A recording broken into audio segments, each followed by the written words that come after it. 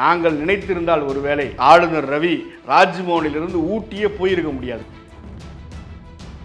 எப்படி ஒரு wise chancellors நம்ம மிரட்ட முடியும்? மிரட்டுவதற்கான என்ன முகாந்திரம்? எந்த வைஸ் சான்சலர் புகார் கொடுத்தாங்க? இவருக்கு எப்படி இது தெரியும்? இவங்க ரெண்டு சட்ட விரோதிகளும், நான் பகிரங்கமா இதை சொல்றேன், இரண்டு சட்ட விரோதிகளும் இன்றைக்கு சட்டவிரோதமாக ஒரு கூட்டத்தை கூட்டுறாங்க. He is a postman.